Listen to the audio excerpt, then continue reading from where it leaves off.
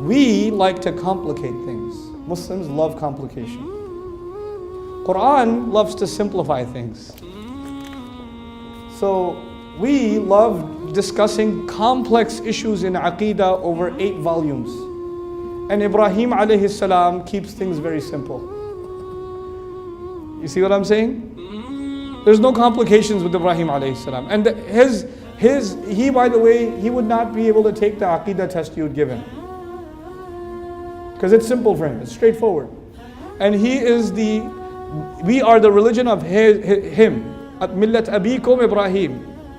We have to learn to keep things simple. And how do we learn that? Through Quran. It addresses all the major philosophical challenges. It addresses all the questions and confusions, but it does them in a way that the prophets did them. We have our own curriculum. I say we replace our curriculum with Allah's curriculum. First, you can do the second curricula if you want. You want to go do a PhD in Aqeedah? Fine, do it. But do it as step 2. Step 1, just learn the Iman of Ibrahim alayhi salam. Just learn the Iman taught through Fatiha. This is Allah's curriculum on your belief. This is Allah introducing Himself to humanity. Why is this not enough? Why do you think this is not enough? No, I studied Fatiha, but I really want to refine my Aqeedah. What are you talking about? What are you talking about? Then people say, Akhi, if you don't study the complexities of Aqeedah with a shaykh, then you're not going to have the right Aqeedah. Let me ask you something. Let me ask you 2 questions. When you guys know Rasulullah was reciting Quran and some jinn passed by. وَإِذْ صَرَفْنَا إِلَيْكَ نَفَرًا مِنَ الْجِنِّ يَسْتَمِعُونَ الْقُرْآنِ. Did these jinns have a ijazah in tajweed or a degree in sharia, or what did they have? Nothing. And did they study many years with Rasulullah? No. They were just passing by and they heard what? They heard Quran. And then they were so amazed that they gave a speech. And their speech was so beautiful that Allah put it where? In the Quran. These are unqualified students of Iman that only heard the Quran for a few seconds, and Allah values their words so much that we learn them. And then we write complicated tafsirs of them. That's the funny part. You have Ashab al-Kahf. Which day of the week we recite Surah Al-Kahf? Every Friday. Every Friday, Sunnah. Ashab al-Kahf, do they have the correct Iman? Do they have the correct Aqeedah? Are these people heroes of Islam or no? Absolutely.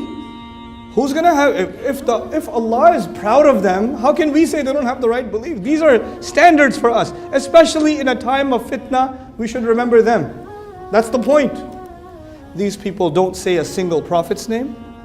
These people don't make reference to a single book. They don't give dalil from a single ayah. They don't have any ijazah. They are not ulama. They are not fuqaha. They are not mufassirin. They are nothing. They don't even have a prophet among them. Nothing. All they say is, I don't think we should worship idols. I think we should only worship one God. Simple. And they became heroes to Allah, so He would put them in the Quran.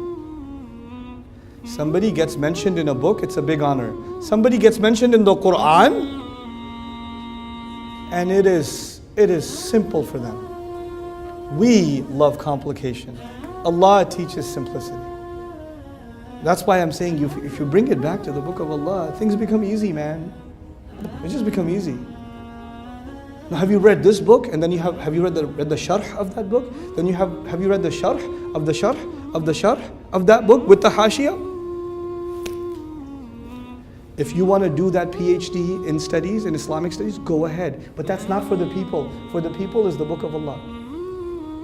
For everybody else is the book of Allah. Ulama should go in depth. That's fine. But nothing else. That's what we mean when we say kalimatullahi al-ulya. That's what it means. It takes the first place. You begin with that. You know, فَبِذَلِكَ فَلْيَفْرَحُوا. Listen to these words. فَبِذَلِكَ فَلْيَفْرَحُوا. Because of the Quran, because of that, they should be happy. Let me tell you, when you learn your deen and you don't start with the book of Allah, you will end up learning something that will make you angry, and people around you will be angry when you're around them. You'll learn some angry version of Islam. When you begin with the book of Allah, it brings you joy, and it brings people around you joy. It makes you happy, it makes people around you happy. وَخَيْرٌ مِّمَّا يَجْمَعُونَ. is better than everything they're gathering.